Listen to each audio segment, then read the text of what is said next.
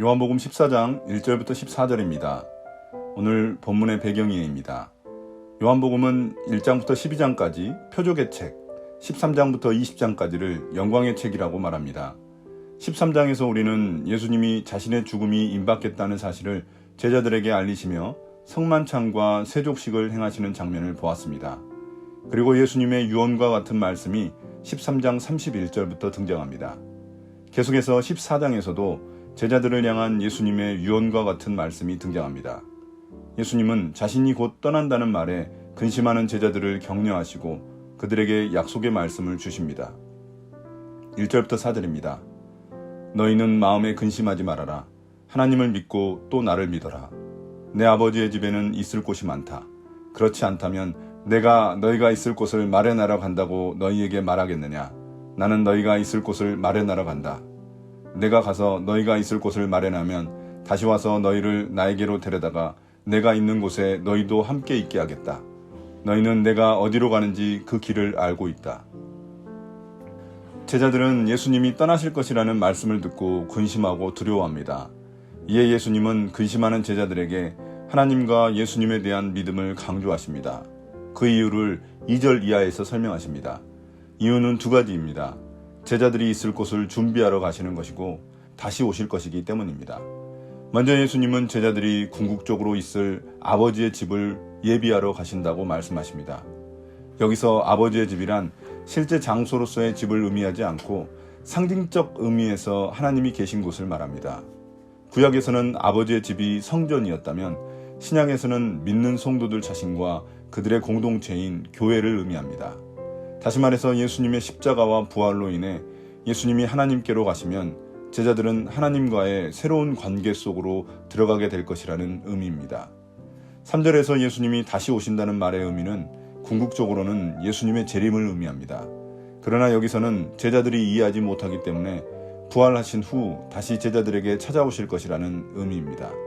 4절에서 예수님은 자신이 갈 곳이 하나님의 집이며 그곳으로 가는 길이 곧 예수님 자신임을 제자들이 알아야 한다고 말씀하십니다. 5절부터 7절입니다. 도마가 예수께 말하였다. 주님, 우리는 주님께서 어디로 가시는지도 모르는데 어떻게 그 길을 알겠습니까? 예수께서 그에게 말씀하셨다. 나는 길이요 진리요 생명이다.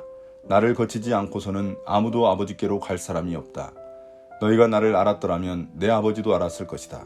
이제 너희는 내 아버지를 알고 있으며 그분을 이미 보았다. 예수님의 말씀에 대해 도마는 예수님이 가시는 곳이 어디인지도 모르는데 그곳에 가는 길을 어떻게 알겠냐며 묻습니다. 도마는 충성스러운 제자이지만 지혜롭지 못한 제자입니다. 도마뿐만 아니라 모든 제자들이 예수님의 십자가와 부활을 온전히 이해하지 못하고 있습니다. 그러나 도마의 이런 질문 때문에 예수님은 진리의 말씀을 선포해 주십니다.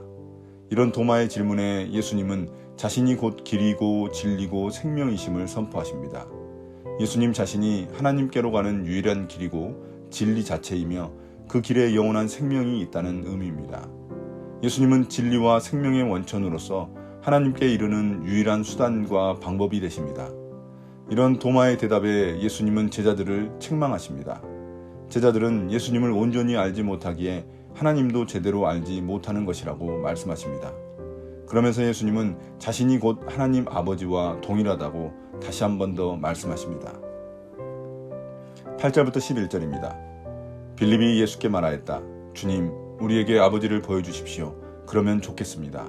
예수께서 대답하셨다. 빌립아, 내가 이렇게 오랫동안 너희와 함께 지냈는데도 너는 나를 알지 못하느냐?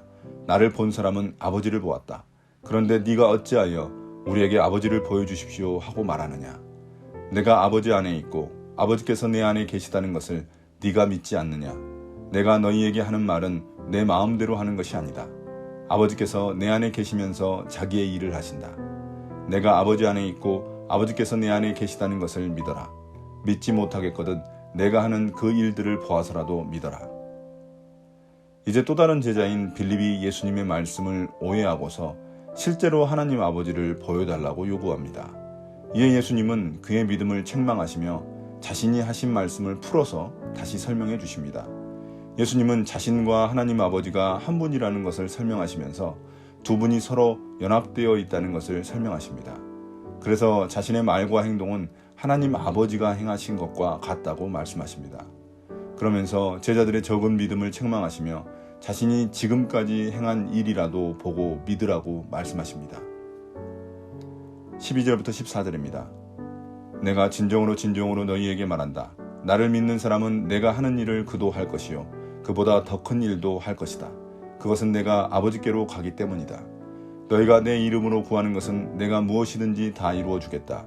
이것은 아들로 말미암아 아버지께서 영광을 받으시게 하려는 것이다. 너희가 무엇이든지 내 이름으로 구하면 내가 다 이루어 주겠다. 이제 마지막으로 예수님은 제자들에게 진정으로라는 표현을 2번이나 쓰시면서 힘주어 말씀하십니다. 예수님은 자신이 떠난 후에는 제자들이 자신이 행한 일보다 더 큰 일을 할 것이라고 말씀하십니다. 예수님이 하신 일이란 하나님 나라의 능력을 보여주신 일입니다. 그런데 제자들은 예수님보다 더 큰 일, 즉 성령의 능력으로 하나님 나라의 복음을 온 세상에 전하게 될 것이라는 의미입니다. 이를 위해 주님은 기도라는 도구를 제자들에게 주십니다. 예수님의 이름으로 구하는 기도는 무엇이든 이루어주겠다고 말씀하십니다. 그러나 이는 내 욕망을 이루는 마법 같은 기도가 아니라 하나님의 뜻을 이루는 기도를 의미합니다. 이러한 기도 응답을 통해 하나님께서 영광을 받으시기 때문입니다. 오늘의 묵상 포인트입니다. 첫 번째, 하나님은 누구신가? 우리는 살면서 세상 근심과 걱정거리로 두려워합니다. 예수님의 제자들 역시 예수님이 떠나신다는 말을 듣고 근심하며 두려워했습니다. 그러한 근심과 두려움을 이기게 하는 것은 오직 믿음뿐입니다. 하나님의 사랑과 예수님의 말씀을 더욱 확신하는 믿음밖에 없습니다. 나의 믿음은 어떤가요? 두 번째, 나는 누구인가? 주님이 우리에게 주신 최고의 도구는 기도입니다. 하나님의 뜻대로 하는 기도는 모두 응답됩니다. 성령의 능력은 기도를 통해 드러납니다. 우리는 기도의 능력을 방치한 채 무기력한 삶을 살고 있지는 않습니까? 오늘의 기도입니다. 주님, 길이요 진리요 생명이신 예수님을 믿고 따라가겠습니다. 세상이 제시하는 매력적인 길이 아닌 예수님이 가신 좁은 길을 따라가겠습니다. 그 길이 진리이며 생명이기 때문입니다. 오늘 하루도 주님을 따르는 길이 되게 해주십시오. 예수님 이름으로 기도드립니다. 아멘.